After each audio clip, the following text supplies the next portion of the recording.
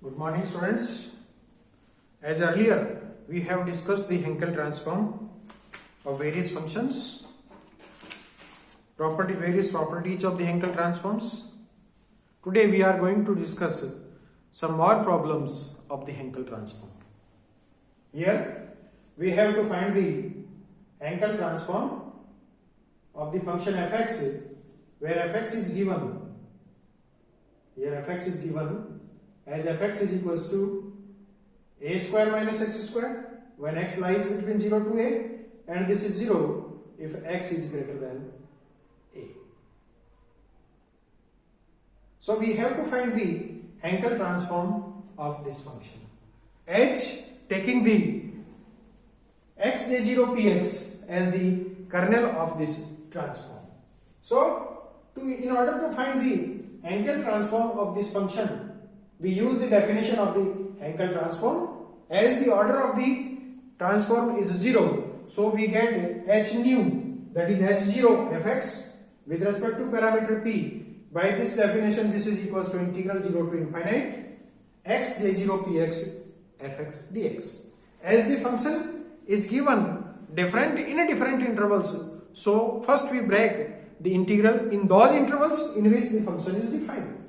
So we brought the interval in 0 to a and a to infinite. So this integral is equals to integral 0 to a x j0 px fx dx plus integral a to infinite x j0 px fx dx. Now putting the values of the function fx in these intervals, as in interval 0 to a the value of the function is a square minus x square, and in the interval a to infinite the value of the function is 0. So putting these values, we get this integral is equals to integral 0 to a x j0 px into a square minus x square dx plus a to infinite x j0 px 0 dx. So we remains with integral 0 to a square into x j0 px dx minus integral 0 to a x square into x j0 px dx, where if we take integral 0 to a x j0 px as I1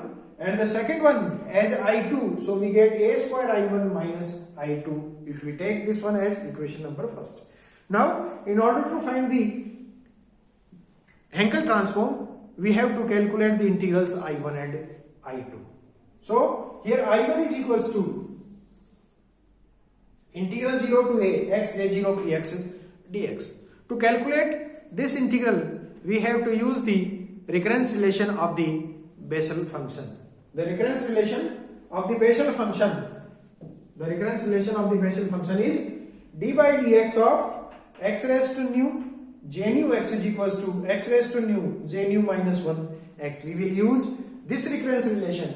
If we replace nu by 1 and x by px in equation number 3, then we get this one as d by p dx of px nu is equals to 1, j1 px is equals to px j0 px. So we get here, this is d by dx, p is cancelled, d by dx x j1 px is equals to p into x j0 px.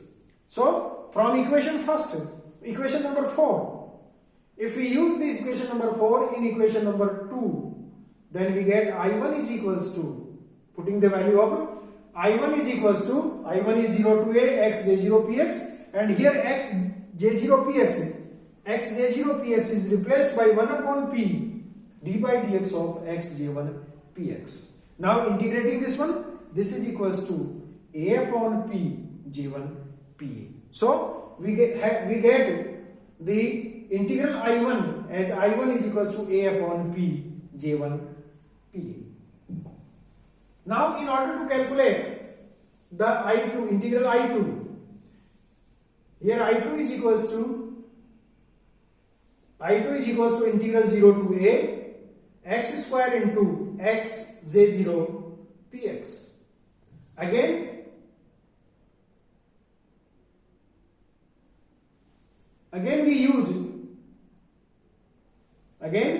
we use the recurrence relation of the Bessel function. Then we put the value of x j0 px From equation first 4 to equation 6, we get this is equals to integral 0 to a x square, and xj0 px is replaced by dx of 1 upon p xj1 px dx, or this is equals to 1 upon p integral 0 to a x square d by dx of xj1 px dx. On integrating this one by parts, if you integrate this one by parts, then this is equals to 1 upon p x square, and integration of the second function is xj1 px, limits are from 0 to a, minus 1 upon p integration 0 to a, differentiation of the first function x square is 2x, and the integration of the second function is xj1 px dx. So we get this is equals to, by putting this value of x in the first part, so this is equals to a cube upon p j1 pa minus 2 upon p integral 0 to a x square j1 px dx, equation number 7.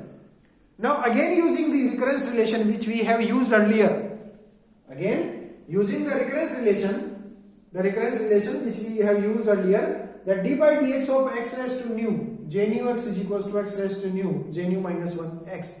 Here we replace x by px and nu by 2, then we get d by p dx of px raised to 2 j2 px is equals to px raised to 2 j1 px. So we get here p d by dx of x square j2 px is equals to p square into x square j1 px. So from here we get x square j1 px is equals to 1 upon p d by dx of x square j2 px, equation number 8. Now putting this value from equation 8 into equation number 7, we get I2 is equals to a cube upon p j1 pa as it is,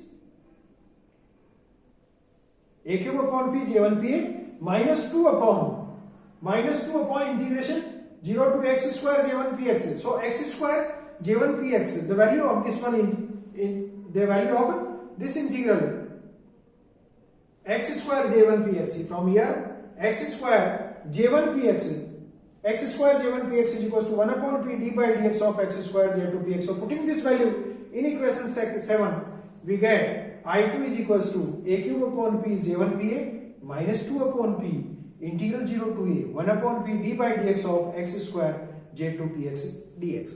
If we integrate the second integral, then we get this one as a cube upon p j1 pa minus 2 upon p square into x square j2 px, and the limits are from 0 to a. So if we put the values of x or putting the limit in x, we get this one as a cube upon p j1 pa minus 2 upon p square into a square j2 pa.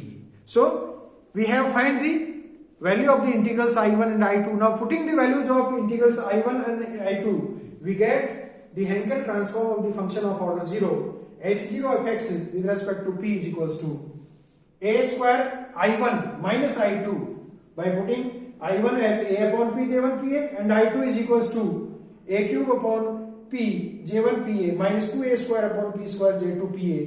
The first two terms cancelled, then we remains with the one term 2a square upon p square j2 pa, which is the required Hankel transform of the given function. Thank you very much.